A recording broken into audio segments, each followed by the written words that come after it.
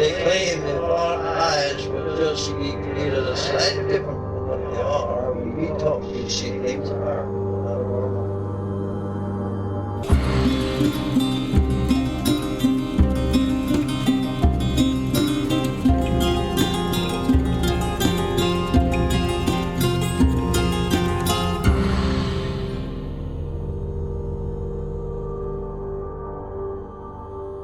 Welcome to Strange Familiars.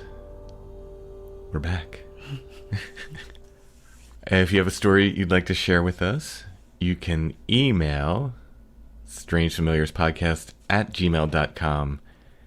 Please be aware, once again, my email is incredibly backed up due to my previously mentioned hospital stay. But you're out of bed. I am out of bed. We're in the regular recording area with the creaky chairs and the ambient noise and all the instruments that are actually tuned to my voice, so there's no way we can't have echo. Not to mention every truck in the tri-state area with a Jake brake, which will undoubtedly be going down the street. Absolutely. Pretty much right now. A lot of people said they didn't mind the traffic noise for our little on-site episode last time. I find it soothing sometimes. So if you are wondering, looking for an update on me, since we kind of had that personal episode last time, I am out of bed. I'm moving around. I'm definitely better than I was last week, I think. Yeah, definitely. So onward and upward. Onward and upward. We'll see how long things take to come back. Neurologist said it could be months. So. And there's parts of you that have lost way before, which I don't know if there's hope for them. Seemingly unrelated. Have a long list of thank yous coming later in the episode, but just a general thank you to everyone once again for supporting us and for just being incredible, because Strange Familiars community, paranormal community, whatever this is that surrounds us and has supported us, has just been absolutely wonderful and fantastic. So thank you so much. Still might have some guest shows coming up just to take the weight off a little bit and kind of give me some room to just recover take things slower. Yeah, take things slower. That's the problem. I think everything is just taking me a lot longer to do than it normally did. So, like the editing this week, I was able to do it, but it took me longer than it normally does. Maybe even twice as long. It's just taken a while to do everything. So again, if you could please extend that patience that you have been as far as answering email and getting in contact with people, and I have had to cancel some interviews because I'm just not quite there yet as far as standing up for extended periods of time. Thank you once again, everybody, and let's get back to the weird stuff. Well, other than me, I guess it qualifies as weird stuff. Other people's weird stuff.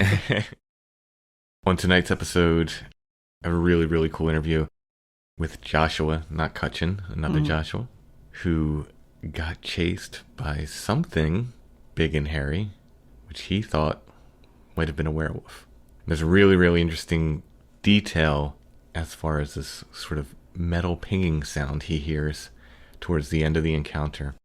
If I got out my Strange Familiars bingo card, would there be many stamps on it in this story? I think so. I think so. This idea of these metallic sounds is becoming something I'm very, very interested in. The Phasing Bigfoot episode, she heard that metallic crashing sound. When we were at Pandemonium, we heard a metallic kind of crashing sound before all that went off. And while this isn't a crashing sound, it's more of a ping. It's still a metallic sound. It's becoming something very, very interesting. I think I might be doing a show on these kind of metallic sounds as far as all this stuff goes, coming up in the future. In any case, let's get to this interview with Joshua, hear about this werewolf or whatever it was that chased him through a tunnel.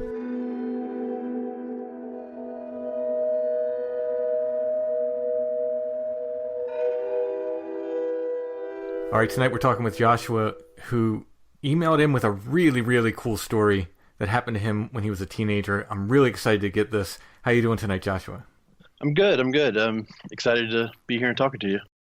It's an awesome story, and I'll just let you go ahead and lay the groundwork. I don't know how specific you want to get as far as geographic location. As comfortable as you are, it can be state, county, whatever you're comfortable giving, and then walk into the story. Sure. Okay, so I'm in North Carolina. I'm just a little south of High Point, which is, I guess, the closest big, in quotations, big city. But I wanted to start kind of with an experience that happened whenever I was a kid. Whenever I emailed you, I called or I texted my brother and was like, "Do you remember this happening? Because I'd like to get another experience or Sure, yeah, to refresh some memories, And he's like, "Absolutely. Do you also remember this other thing?" And like it kind of like brought back. I was much smaller then. I was probably 7 or 8 then, and he reminded me of it. And I was like, "Well, maybe this is something to do with that. I don't know." Oh wow! But, So is this the same creek? It's near there. It's not. We had moved Okay. to the new house, but it is the same creek, Abbott's Creek. I mean, I guess there you go. That's where all this happened. Abbott's Creek has a lot of history for around here. Like everybody around here knows. There's said to be like buried treasure there. Like Cornwallis's gold is supposed to be out there. That's interesting. That's very interesting. Yeah. I know. It's not the reason we were out there that day, but I would be lying if I said I wasn't also looking for, treasure. Yeah, if you're out there anyway and happen to see some gold, why not? Yeah. Yeah, exactly. We would go out there all the time. But whenever I was a kid, maybe 6 or 7, I lived in an apartment and they had cleared the land beside of us, which was woods before, to make other apartments, like to build some more apartments. Same people, building those apartments. And whenever they did that, they like cleared off all the trees and they had dug like holes to like test the land to make sure it would perk, And being young boys, whenever there's giant holes, those are trenches, and we had dirt clod wars. Like we would go out there and like, pelt each other with with dirt clods. Like, I remember that they built a house next to us on the farm, and it was dirt clot city. So I mean, we went out there and just had wars, and after a while, we would stop and we all played Game Boys back then, and we would all go sit up on where they had pushed all the trees up and play our Game Boys. And it didn't take long, maybe a month into it, less than that probably. Time's a little different whenever you're a kid, but we started getting things thrown at us while we were sitting on the trees. Oh, really? Like, yeah, we would be like out playing video games or Game Boys or whatever, and then like we would start getting things thrown at us. So like at first we kind of like wrote it all. My brother, who's older than I am, he kind of played it down like it's probably squirrels or it's it's this or it's that. But me and my friend Jeremy, who was like close to my age, he's was one of my best friends. We were like, I don't know. It's kind of weird that it only happens like whenever we're here, Anyway, we quickly forgot about it, but we would, keep playing. And one day we were walking across the land that had been cleared, and we weren't very close to the woods. I mean, close enough somebody could throw something out of it and hit us. And a dirt clod comes sailing out of the woods and just like landed at our feet. And I didn't see it, but my friend Jeremy, who was with me for the other experience, he did. He said that he saw a little man in green clothes. So immediately we called it the leprechaun. We're like, oh, there's a leprechaun here. I don't know if it was a leprechaun. I don't think that it was, but like, that's what he said. He's like, he's out there and he ran into the woods. Oh, wow. So, what do you do with that as a 7-year-old? That was just what it was. Like, that's what we believed it was. There was a leprechaun that lived in the woods, and it bothered us until they built those apartments. Like we would go out there and play, and every day it would, something would happen. It might not be something thrown at us, but like something would be moved. We'd put our Game Boys away from us whenever we're throwing dirt clods at each other because we don't get them broke. And like we'd come back and like they'd all be stacked up, or they would all be like in a triangle formation. Well, we most certainly didn't leave them like that. Right. And we would have seen anybody who would have come across the open land to mess with them. So I don't know. Maybe that's worth telling. Oh, yeah. Yeah, no, that's weird. It's really strange. Yeah. I don't know. I never saw anything. I only experienced the throwing, and you'd feel like you'd be being watched sometimes, like something's not right. And of course, there was the abandoned house that was haunted, but I think every kid has that in their neighborhood. Yeah.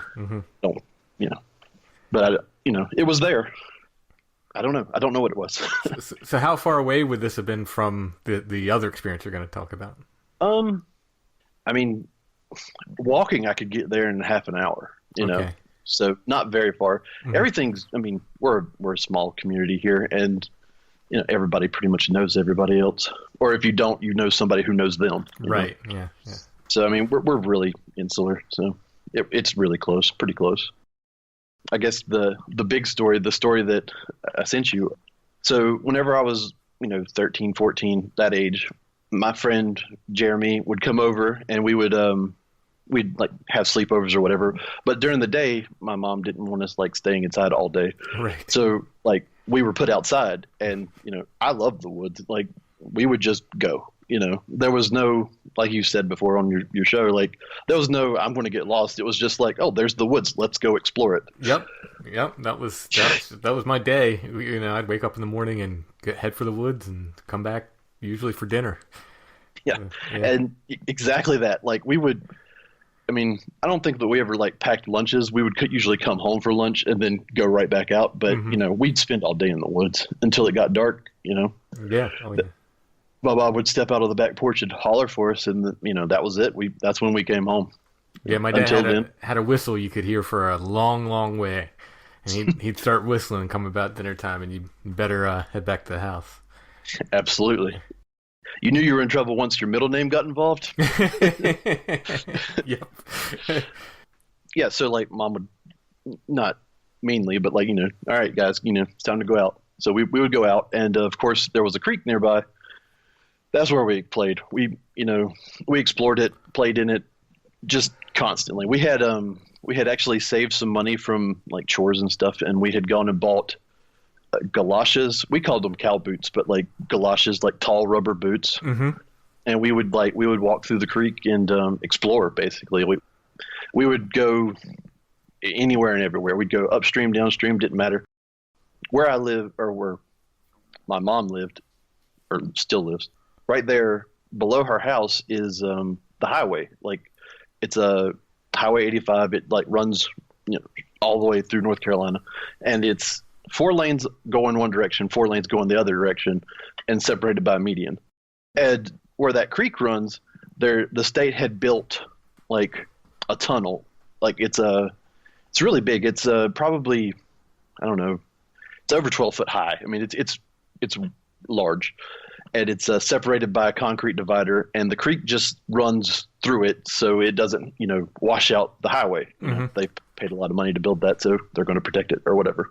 And it was probably 100 yards, like give or take. Rough estimate. Whenever I see it, and whenever I saw it as a kid, like that's what I equated it to. It's about the size or about the length of a football field. That's where I got it from. That's a good long tunnel. Oh, it's incredibly long, and in the middle. If you don't have a flashlight, it's pitch black. Yeah, even I would in imagine. Yeah. Broad daylight, it's pitch black. You know, we had gone through it a lot. You know, we'd upstream, downstream, it didn't matter. Whenever we got into the creek, we'd go upstream through the tunnel and kind of mess around there, and then we'd go downstream and mess around there. And my brother brought this up, and I'll say it too. I don't know if it matters, but like we would always clean up the creek. Like there was a lot of trash being that there was a highway right there, but like we would always make a point to like, you know, even if it was just one thing, we would take something out with us. Like we would clean it up. Mm-hmm. So like, I want to say that was like a good deed we were doing, but like we were doing it because that's where we played, you know, right. Like, yeah. So like we wanted it to be as clean as possible. I mean, I do that as an adult, but I don't know if I would have thought to do that as a kid. That's cool that you guys were doing that. I was in Cub Scouts for like just a brief amount of time, but like that was one thing that they always told us, like, you know, one good deed a day, you know? Yeah. So that's always kind of stayed with me. Like even as an adult, like even if you don't do anything else, just one thing for someone else. And for me, that was something for everyone. Yeah. And I always feel like if I can leave the woods a little cleaner than I find them is a good thing. Absolutely. Like, especially if it's something that's like, you know, a human has put there, right? Even if it's just dropped, you know, even if it's not intentional, you want to pick it up. Anyway, so we'd kind of clean it up, and we built forts out there, like, you know, like we'd take logs and roll them into, make dams and break them down, and you know, we were always very, very cautious not to like leave dams. We were warned against that many times. We didn't do that, but we would, make them for a day and then bust them down before we left. Yeah. Anyway, so the day we were out there that this happened, we had gone downstream quite a long ways, and we were on the way back. And one of us, maybe me, maybe Jeremy, like, let's go through the tunnel. Okay, even if somebody would have said no, we would have been goaded into going through the tunnel. Sure, No, you don't want to go. You scared? Yeah. No, I'm going through the tunnel. Yeah. Don't worry about me. I'm going through the tunnel. We got into the tunnel, got through it, got going upstream, and just kind of got caught with some wanderlust. Just kind of, how far does this go? Like, where does this come out at? Like, let's go. And we did. We went the furthest we had ever been upstream ever, and had a lot of fun exploring, looking through new stuff. We come upon like a wider part of the creek. It was definitely made. It didn't look like it had just washed out. I don't know. I don't know if it was a person had been back there messing, other kids. I don't know. Mm-hmm. But in this part of the creek, there were 3 branches drove into the creek bed, and there were deer skulls on the branches. And all 3 skulls were looking or were positioned so that they were looking downstream at us coming upstream. And whenever we saw that, we were like, whoa, we're boys, right? So we're like, on one hand, it's like, that's cool. And right. On the other hand, that's pretty scary. Yeah. I don't know. Yeah. I'm trying to put myself at 13 and how I would deal with that. I'm getting goosebumps just talking about it now. Yeah. My brother's like, I don't know if we should keep going in the water. Let's get out of the water. Maybe the rest of the deer is in the water. I don't know why he thought that. Like, looking back on it, doesn't really make sense. Obviously, they were placed there. Yeah, so these look like this was no accident. In other words, these were definitely driven in and placed there. Yeah, there was 2 that were further back. Like 2 of on either side were further back. The one in the middle was the most toward us. It was kind of in like a chevron, Mm-hmm.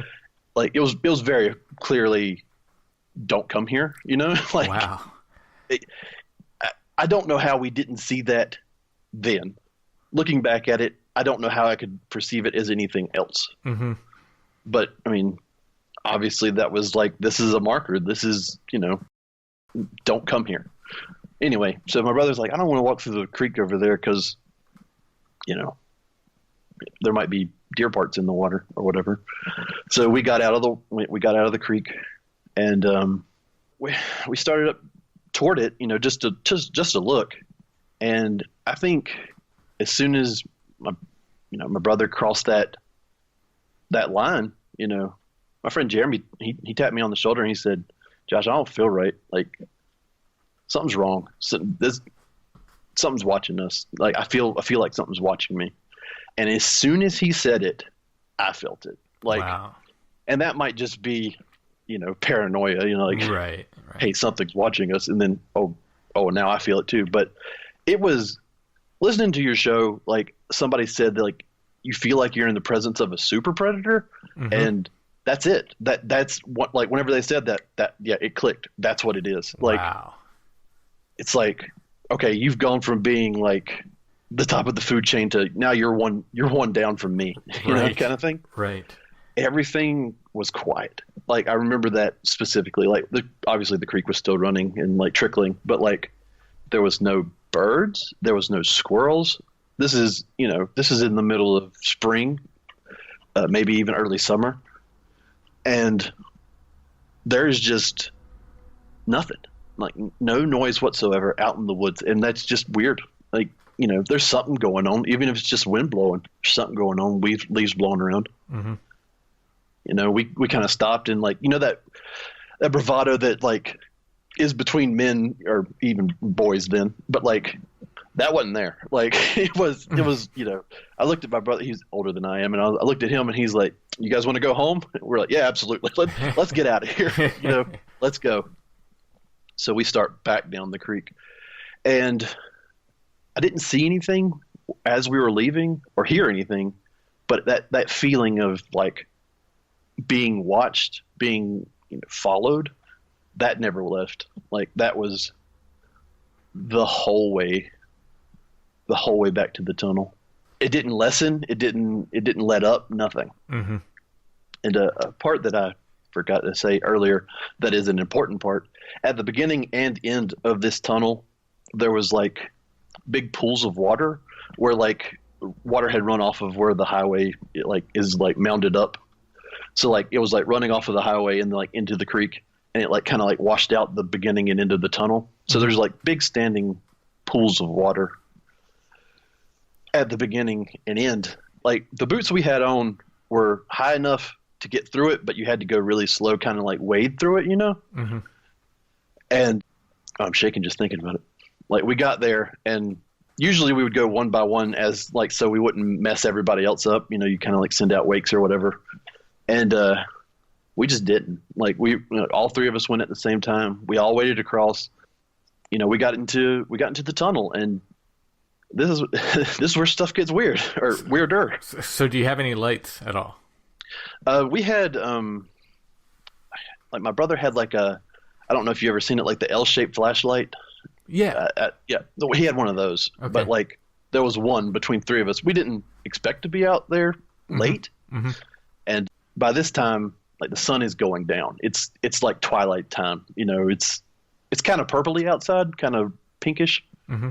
Sun's going down, but no big deal. We've been out there that time many times. We didn't have that much further to go. We started down the tunnel. We made it about halfway. Halfway there was like a storm drain that had I guess drained the median. I guess that's what it is. Mm-hmm. Like it was another drain that came into like the big tunnel. So like I guess to drain the median, but it was about midway. Like that was our halfway point. And we got about halfway, and we started hearing a rock slide, like the rocks that they put on the side of the highway to kind of help with drainage of water, I guess. We started hearing a rock slide, and we all turned around and looked. And whenever we looked, we saw like the rocks sliding down the bank, and then something that was on four legs, or it looked like it looked like it was on four legs. And whenever it was sliding with the rocks, and it hit the water, and whenever it hit the water, it threw up like a fan of water. Like it's a big splash, huge splash. And I'm thinking deer or dog. And this is the weird thing. Like for me, whenever I saw it, whenever I, talked to my friends about it, like I saw like a long face, like your typical dog or deer, that long face, Mm-hmm. But whenever it hit the water, it hit on all fours, and then it stood up on two legs. Whoa. On its back legs, and just kind of let out a grunt. Like I describe it as a grunt howl. It's a noise I've never heard anything else make ever. And it just started running at us, and that was enough for us. Like we all ran, like just broke ranks and ran, Wow. Terrifying. Absolutely. I'm shaking just talking about it. And whenever I saw it, like I said, I saw the elongated face covered in hair, head to toe. And I thought to myself, and I don't know why I thought this, but I thought it's a werewolf. Like that's what I thought. Like, that's where my mind went. It's a werewolf. And very quickly after that, I started having the thought, I need silver now. I need silver. That's interesting. So that just kind of came to you. Yeah, it was, I don't know, like a childhood of reading Dracula novels. And, Sure, yeah. I saw what I thought to be a werewolf, and I thought, what beats werewolves? Silver. I need silver. Right. And, all this is happening in like a split second. We're running down out, like we're leaving. And like we're leaving, like we're running out of the end of the tunnel, and like I said, there's another big pool of water there. And as we're like leaving the tunnel, there's like what I thought it was something falling off of like a passing car or something. like a ping of metal striking, like if you take a hammer and strike an anvil, that very clear ping, that noise. We didn't stop to investigate what that was. Didn't care. We all hit that pool of water, splash, water went everywhere.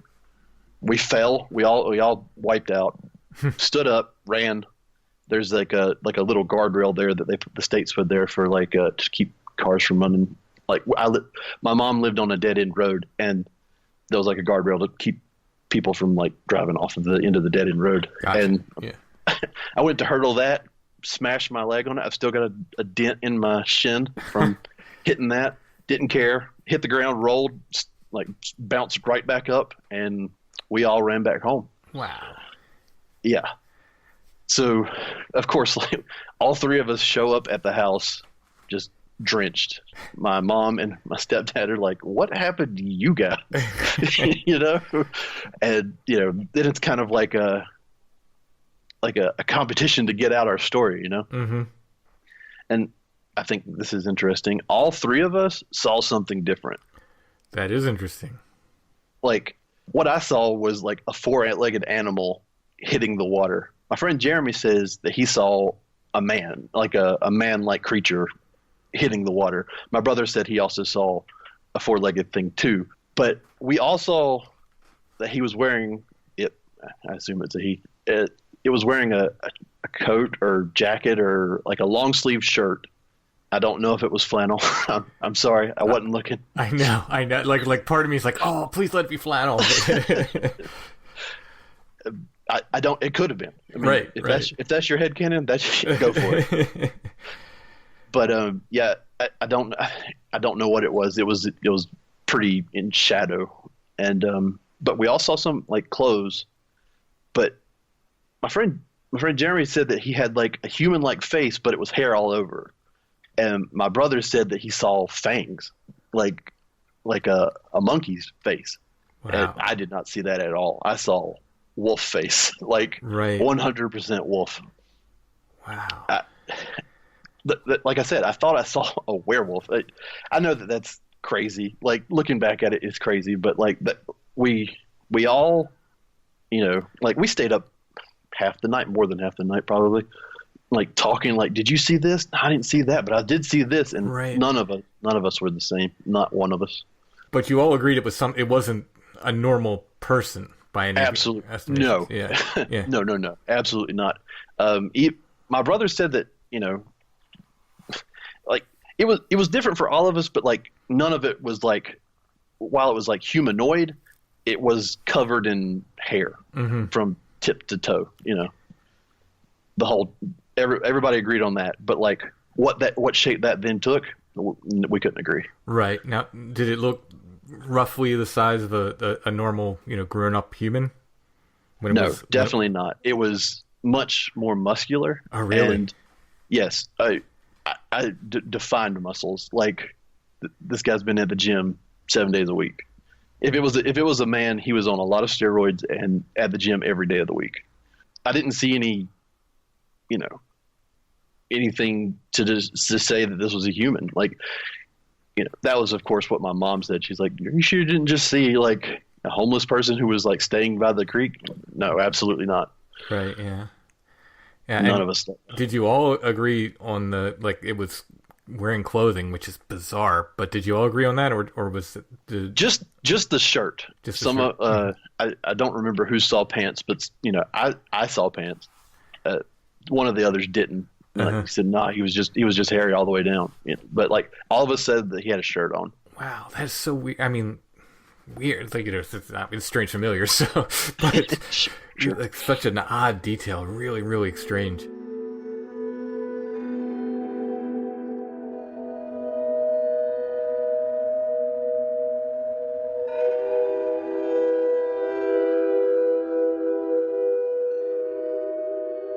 I love this story. Please continue. Yeah, so this is the part that kind of made it, I don't know, surreal, more surreal. I don't know. So the next morning, we eventually got some sleep or something like it, and then the next morning we raided my stepdad's his shop, and we took an axe, a pickaxe, and probably a shovel or something. But like we were going back to the creek, you know, like we're going to go down there and see what it is. You know, we're going to go back down there, and we got back down to the creek, and you know, it's weird. Like we got back down to the creek, we got to the tunnel entrance, and laying in the tunnel entrance, like right in the middle, there was a silver. I've looked it up on the internet since then. It's a silver round. Mm-hmm. It has the Native American's head on side, and on the back it says, you know, 1 troy ounce silver .999. Just laying there, pure, like plain as day, in the middle of the tunnel. And all I could think was, that's what I was asking for that. I was asking for silver. Like, right. Like that's like, if there was ever like a distressed, I need this, that was it. Like, wow. I need silver. And I think that's, I don't know if this is what it was. It could have been something dropping off a car, but I think that's what fell. I really do. Or like showed up, or I don't know. Like, oh, like with the ping sound. Oh yeah. I do. I 100% think that that's what it was. It had, I have it around here somewhere. I know, how do you lose something like this? But it was over 20 years ago, and it's around here somewhere. It appears and disappears around here. Not like supernaturally or anything, but like I was going to say, are we talking to ports here? Okay. No. It'll get moved, and then, you know, later I'll find it, and oh yeah, but it has on it. It has 2 deep gouges on one of the, like on the edge of it, like it had either struck something or I don't know, like, mm-hmm.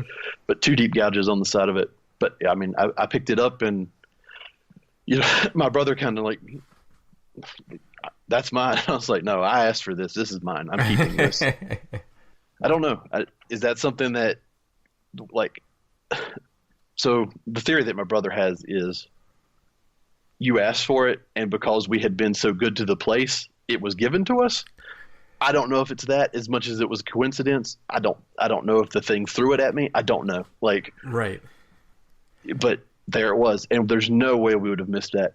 We would have probably missed it on the way back out, but there's no way we would have missed it going up the creek. Yeah, I mean, no matter the fact that it was there at all. Yeah. I mean, it's such an interesting part of the story. It's so interesting. I'm so glad you kept it too. Yeah. I'll look for it again. I've been looking for it since I emailed you, but I can't find it. It'll show up. Like, mm-hmm. I'll be moving something, and it'll fall out like between a book or something. But yeah. I've moved, you know, several times, 4 or 5 times since then, and I've managed to always. I was in the Navy, like I've been around the world, and it'll just wherever I end up, it'll end up there too. That's awesome. I don't know if that's supernatural or if it's just it gets bundled up with something, and you know, it just gets brought along with the haul. But right, it's either way. That's very, very interesting. It'll all show up. You guys went down the next day to explore. Well, that's as far as we went. Okay. we didn't go back up the creek. We went down there, found the coin, and for me that was enough that you know, like, okay, I asked for this, I got it, I'm done. Mm-hmm. And we never went back up. Like we went back through the tunnel upstream. It took us a long time to do that, but like we went back through the tunnel upstream a couple of times. But we never went as far as the skulls ever again. I was going to ask. Not ever again. For us, that was enough. That's not for us. Whatever's past that, that's not for us. Wow. Now, down here, like, again, moonshiner, like, I live right near the highway, and like moonshiners, they'd be all up in these woods, like, and that's something they would do. They would pass around legends. You know, oh, there's something in the woods out there, you know, to keep people away. Right. Yeah. Like, you know, oh, you know, there's a haint or something out there. I don't, but I don't think that's what this was. I don't think it was a person. I don't think it was a moonshiner or anything. I don't know. I don't know what it was. It was scary though. It was terrifying. So after it hit the water and it started running at you, was it running? I don't know even if you remember or if you looked long enough, but do you remember if it dropped back to all fours or if it was running upright? Upright. It was 100, like whenever it turned around, and it was, what I saw was it coming at me on 2 feet. Yeah. Wow. Like, but it was like whenever it hit the water, changed. Like it went from being a 4-legged wolf to like this 2-legged thing, you know, and stood up and run at us.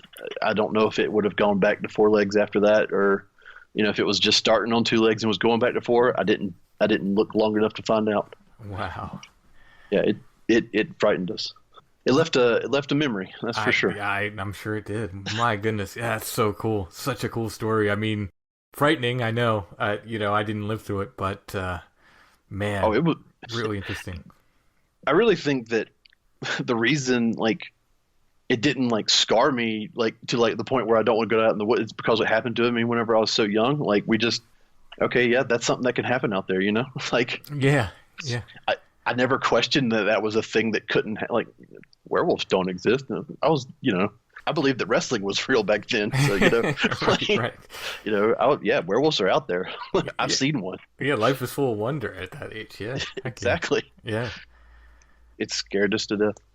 Could you find that place with the skulls today if you wanted to? Yeah, I mean, I could find where it would be. Yeah, I'm sure it's just a matter of going to my mother's house, going to the end of the road, and just getting on the creek and staying straight. Mm-hmm. Like it was the main creek. It wasn't like an offshoot or anything. It was just, it'd just be a matter of walking that far. That'd be interesting. Since I've emailed you, I looked it up on Google Earth, like to see where about where it was, and I don't know if they've put in like a housing complex over there now, but you know, the woods isn't as, and it might have just been me being young, you know, the woods isn't as big as I remember it back there. Yeah. I think that may be a combination of both. There's definitely been some places where I went where I was young, and you know, I thought it was this vast wilderness, and later on I look, I'm like, oh my gosh, it's just a little woods, you know. Yeah, it's just like not even an acre, and you're like, no, that's like the 100-acre woods. You know? Yeah, exactly. So of course we, you know, went and told all of our friends that like this happened to us, you know. So we had more friends like take us out there. We want to see this. And while we wouldn't go up the creek, we would go to the tunnel and like, you know, show our friends like, you know, it's up there. Nobody had the courage to go as far as we went though. Right. Yeah. Wow. And whenever we did, I mean, orbs, like balls of light, 100%, absolutely. Bobbing through the woods, 100%. Oh, you saw them from your mom's house, you mean? Oh yeah, absolutely. 100%. Like they're out there. Like, I don't know if, again, this is close to a main road. So like, could it be cars? I guess maybe. I don't know. I guess a skeptic could say that's what it is, but it's not moving like a car. It's not like going like in a straight line. It's kind of bobbing, you know. Like if it's a car that has some serious suspension issues, I guess maybe. I don't know. Like they're out there. They're 100% out there. So you saw those multiple times? Yeah. Like it got like there was a nursing home near where she lived, and like, as most teenagers do, like to kind of like spook ourselves, you know, we would go out through the woods behind the nursing home, and you just run into them, like just out there. Now, what's size? I mean, I know it's hard to tell. It's, you know, people ask me all the time, and I guess, you know, I guess softball. I don't know, maybe bigger. Yeah, if I put both of my hands together and like in fist, about that size. Yeah. So like, I don't know. I guess was that about softball and a half? Maybe? Yeah, something like that. And did they have any color to them? Yeah, the ones we saw were white.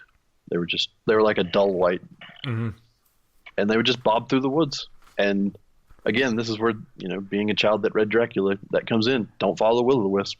Right. I just didn't mess with them. We saw them several times, and we never like all of us knew, man, we're not going to follow that. Yeah, that's so interesting, though, that they would appear there. Did you ever have anything else weird happen around the house? Like any, you know, I don't want to suggest anything. I don't want to lead you anything, but do you remember anything weird around that time? Yeah, I do. Like, so I don't know if this is like an intention thing. Like, we put it out there so it happened.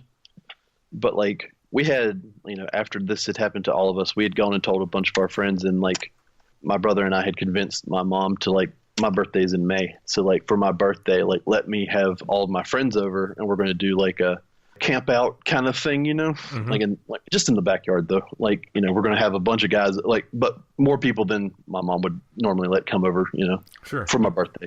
And then there's a small creek, not part of Abbott's Creek, just like a runoff creek, maybe fed by a spring or something up the street from us. And like we went out there just messing around, being boys. And, you know, one of my friends, Jason, was like, you know, if there's something here, you know, show yourself, you know, kind of taunting the woods, I guess. Mm-hmm.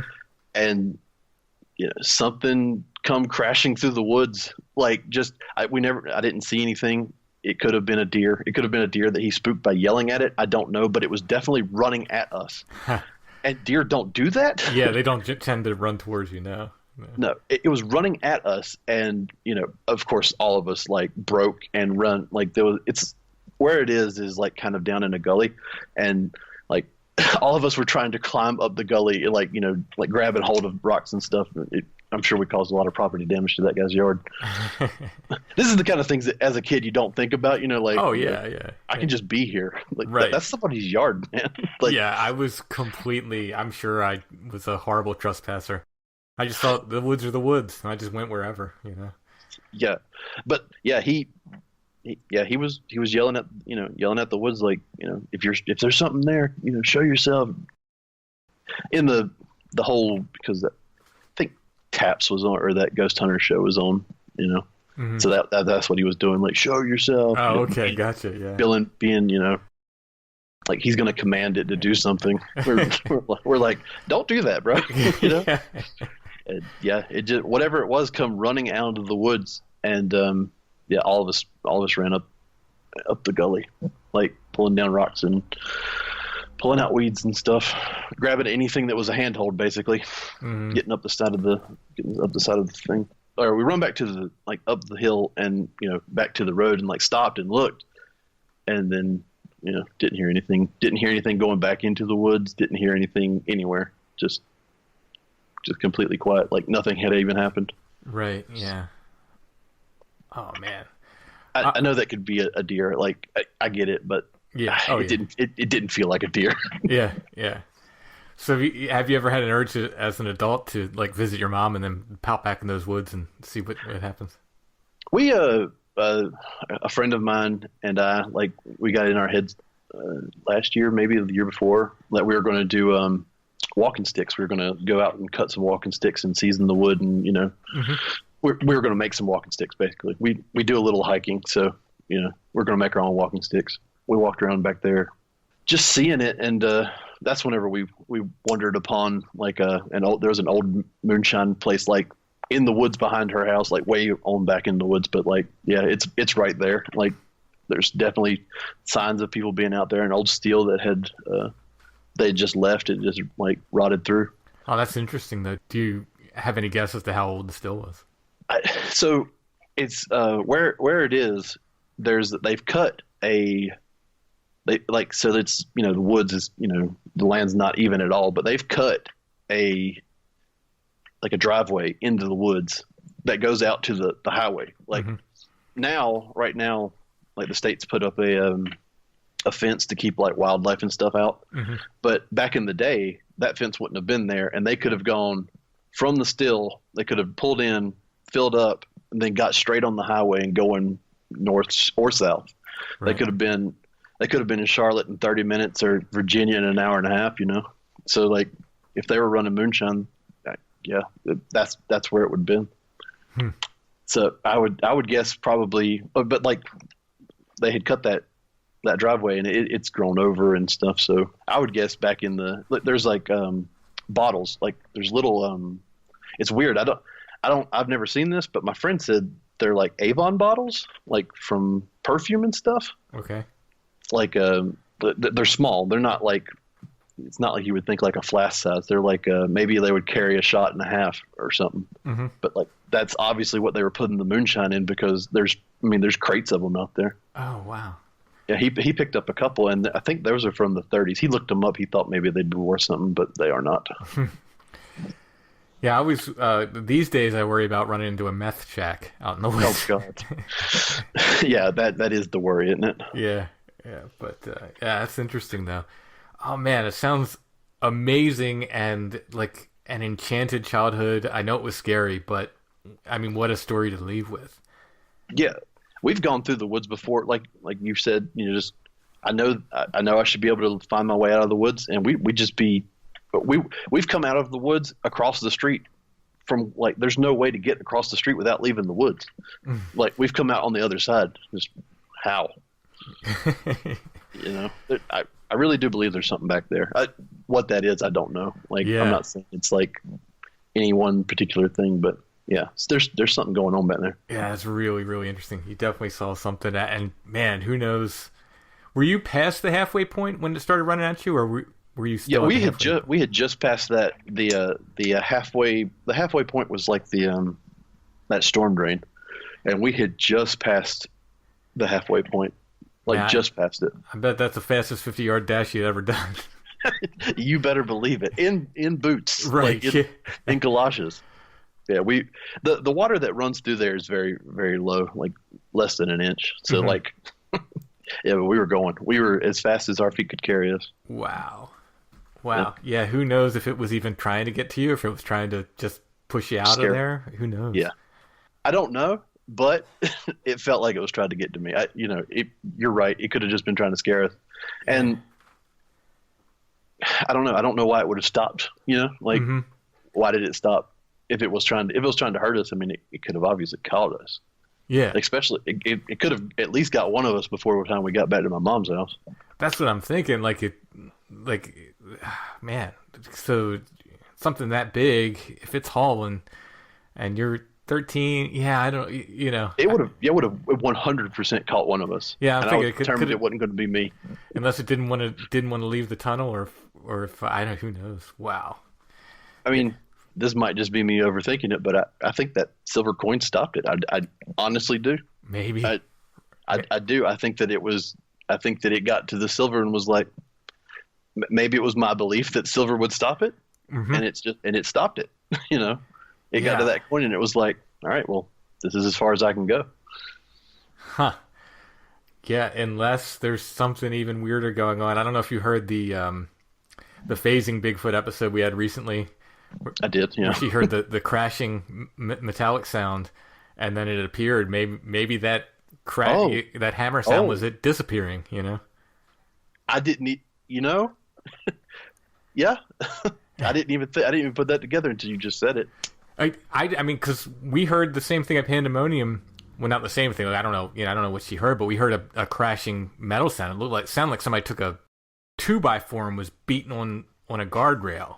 That's what it sounded like. And enough where Chad insisted that we go check it out and make sure nobody had an accident or anything. Oh yeah, I remember that. And then everything, happened after that. And I didn't even think of that when she talked about that crashing sound. And then, but now I'm kind of aware of it, these metal sounds. So, I mean, that's, who knows? We can never say, but it's just interesting. There's another metal sound in association with this stuff. So the sound I heard was like it was very bright. If I was going to use a word to describe it, it's a very bright ping. Yeah, more of a ping. Yeah. But I mean, metal's metal, right? So maybe it's a different tone for different ones. Yeah, I don't know. Who knows? But I do. I like the idea of the silver just somehow, when you needed it, it's like going down and then stopping him for whatever reason. Yeah. Well, I don't know. Like, I've had a long time to think about it, and I've had like weird experiences other than in the woods behind my mom's house. But like, as soon as I learned about like the fae and fairies, that's what it was to me. It was a hairy fairy. That's what it was. Like, I've heard Josh speak about it, and I was like, yep, that's it. That makes sense in my head. Certainly fits the bill. So, yeah. So there very you go. Cool. Joshua, thank you so much for sharing your stories with us. Amazing. I absolutely love it. Thank you. I'm glad you would hear it.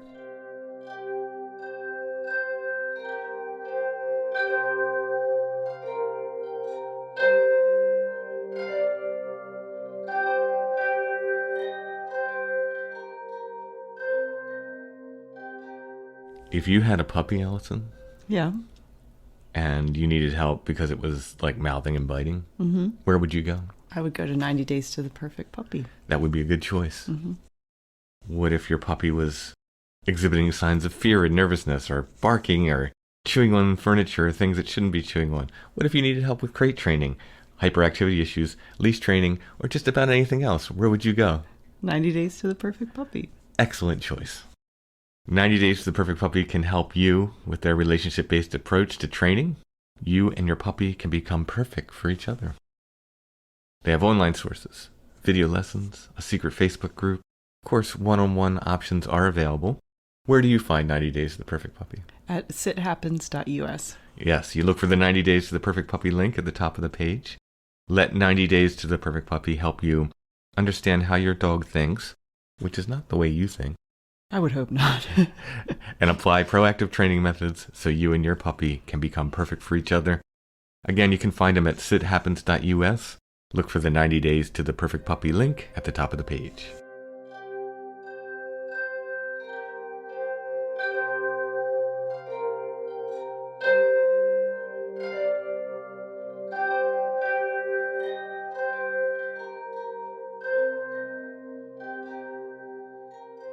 All right, so before we get to our photo of the week, let's tackle this wonderfully long list of thank yous.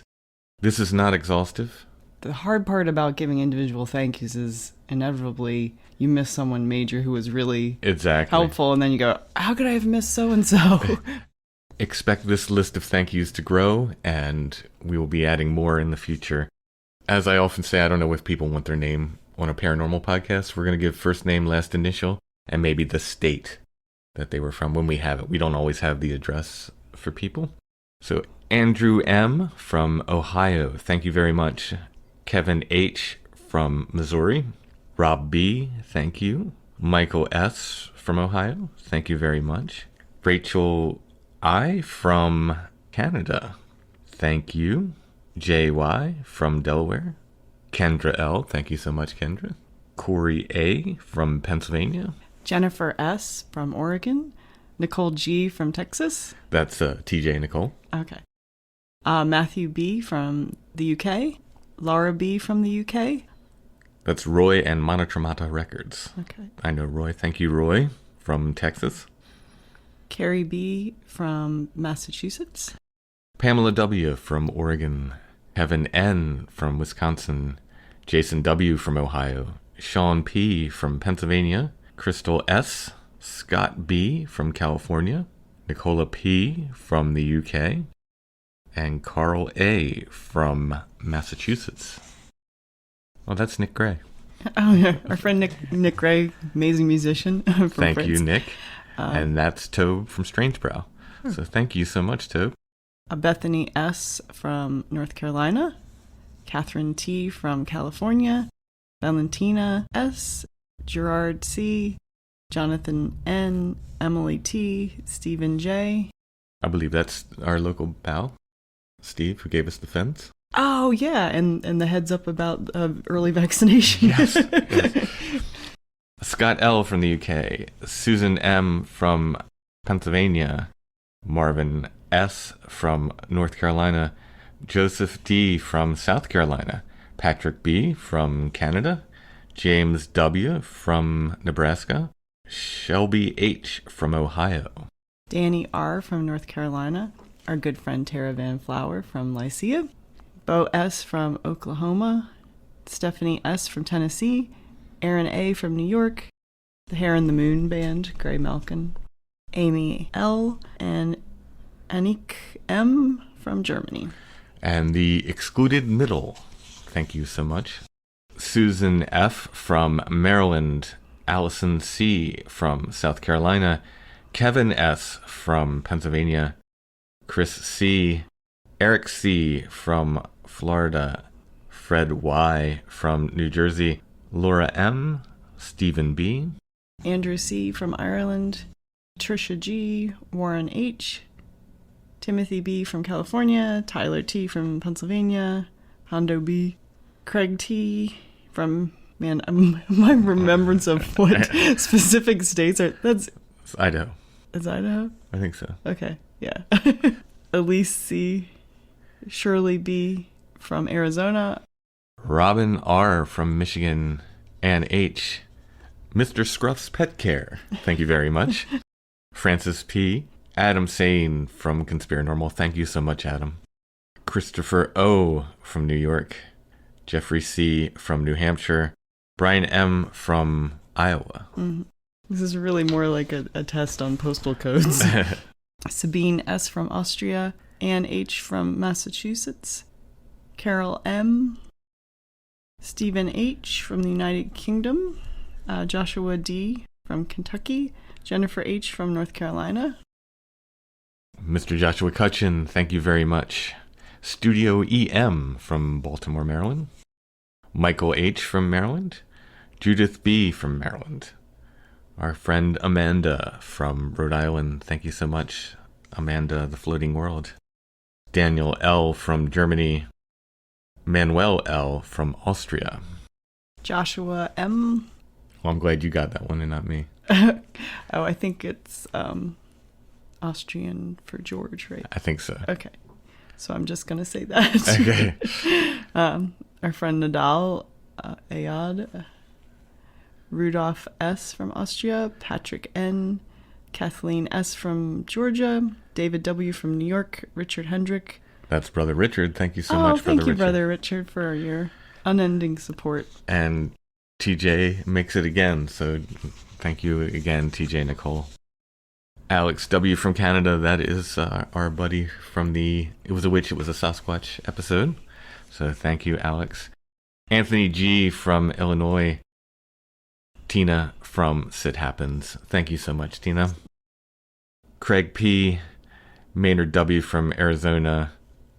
This is not her real name, but this is the name she uses online. So Nagatha, she has been holding raffles for us. So thank you so much. Thank you for doing that. Luis F. from California. Melanie M. from Texas. Kristen J. David O. from Maryland. Aaron D. from Colorado. Christopher from the Conspire Theory podcast. Damien J. and McKenna L. from Washington. Once again, that is not an exhaustive list. There's more people we need to thank. Plus everyone that helped us out as far as like local friends who took over like my antique stand for the time and American Daydream where I have it, who were really kind and made sure everything was in place. My friend Christy and our friend Sarah brought us some food. Thank you. Lots of people checked in on us, and probably can't talk about it too much more, but yes. People have been exceptionally kind and supportive. Yes, and thank you for your help. Thanks, everybody. Now I just want to get back to the weird. Well, let's do the photo of the week. Okay. We didn't do one last week because I was in bed and we just didn't do one. So, you know, I always like to go with a theme, and the only thing that really relates now is that this is made out of iron. So, well, fairies probably would not want to touch this. There you go. The other thing is like, what does everyone need right now? Chocolate, right? Doesn't that sound fantastic? So this is a chocolate chocolate tintype. Chocolate tintype, which referred to as such because it has sort of brown tint to it. Yes, there was sort of like everyone kind of wanted their own piece of the photographic pie. So there's like constant quote unquote innovations, which are sometimes just sort of novelty things or phases. And in the 1870s, these chocolate tintypes were popular, and they're supposed to give sort of like, I guess, a warmer, more lifelike glow to what is pretty much just stark black and white contrast. And when we take a photo of this, it will probably appear much redder than it is in reality. It really does look like a warm kind of like Hershey's Kiss kind of color.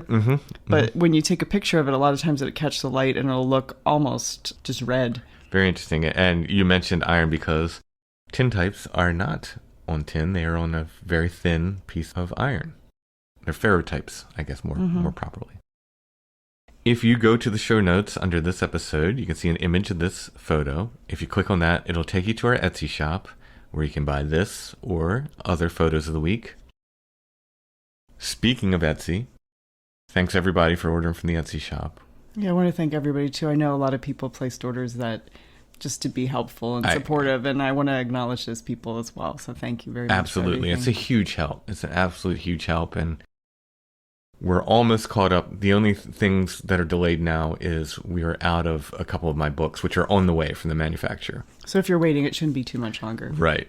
we'll fill those orders as soon as possible. Sorry for the delays, everybody. And you never even got to mention on the show that you had done the keychains and they were gone before you got to mention the show. Oh, yeah, because I went to the hospital. Yeah, so you never even got to mention that you did some really cool keychains, which sold out pretty quickly. Yeah, we talked about them a little bit. We mentioned them that they would be coming up, and then they sold out before we even got to the next episode.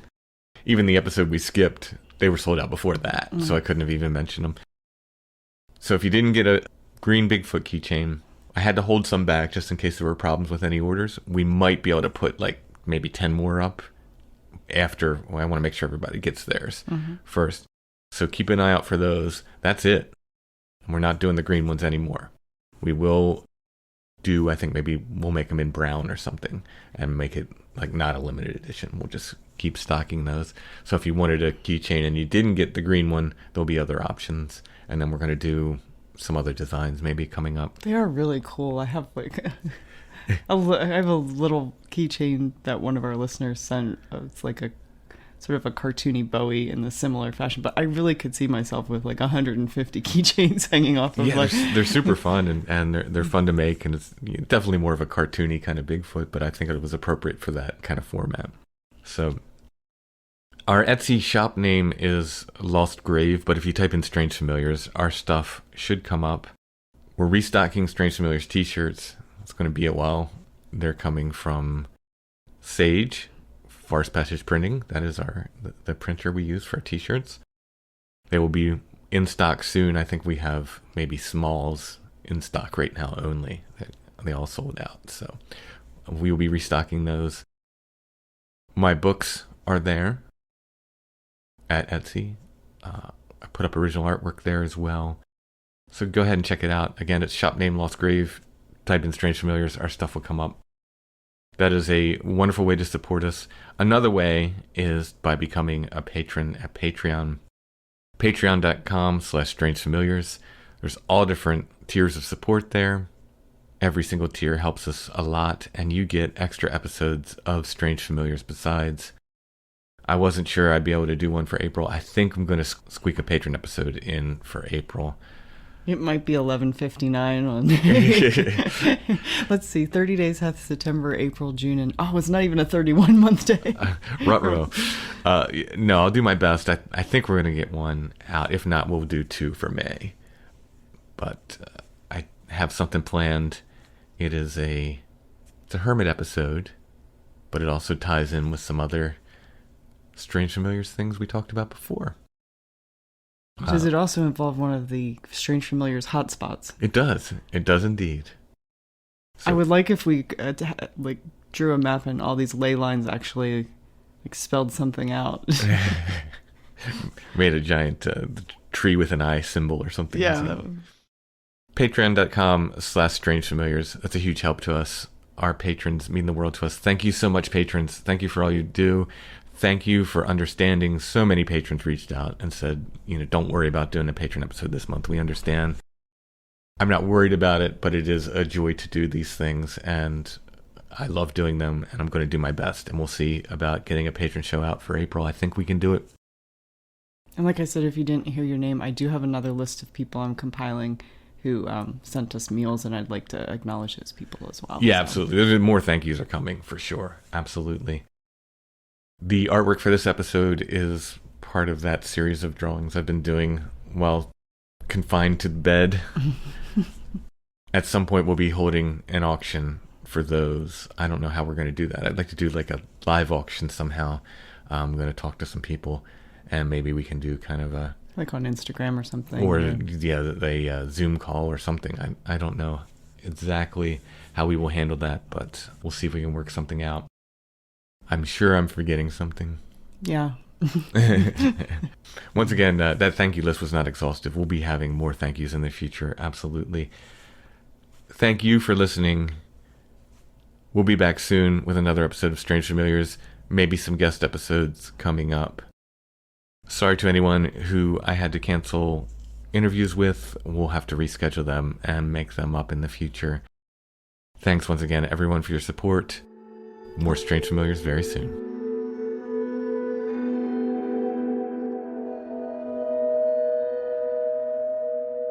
Strange Familiars is a production of Dark Holler Arts, music, books, art, podcasts, and more. Intro and background music is by Stone Breath. If you want to hear more, you can go to stonebreath.bandcamp.com. Strange Familiars is on Facebook, facebook.com/strangefamiliars. You can also join the Strange Familiars Gathering group there. We're on Instagram at Strange Familiars, and you can always find us at strangefamiliars.com.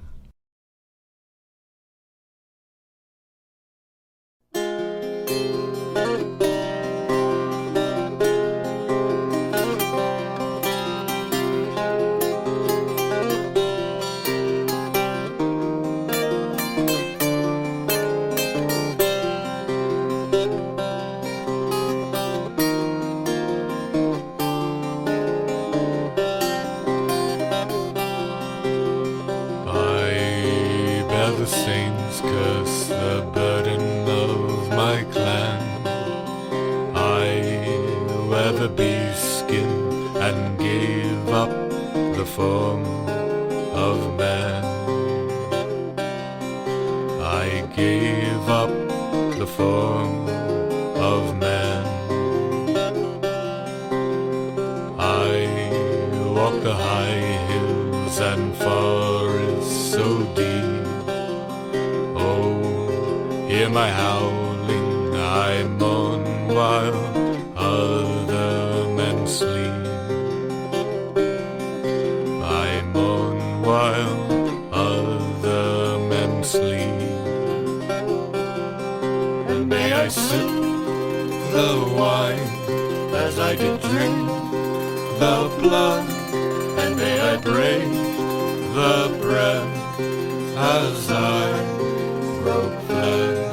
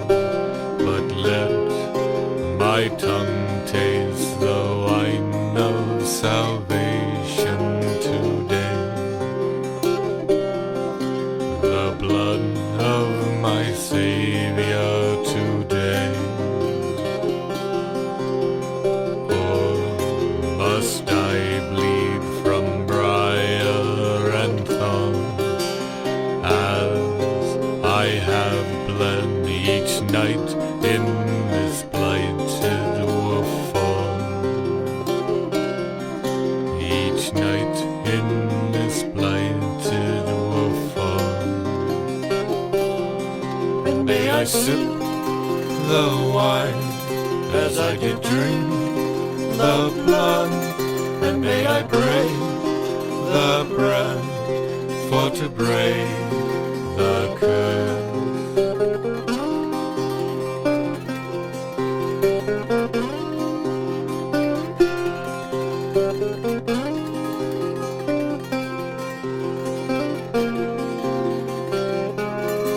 And may I sip the wine as I did drink the blood, and may I break the bread for to break the curse.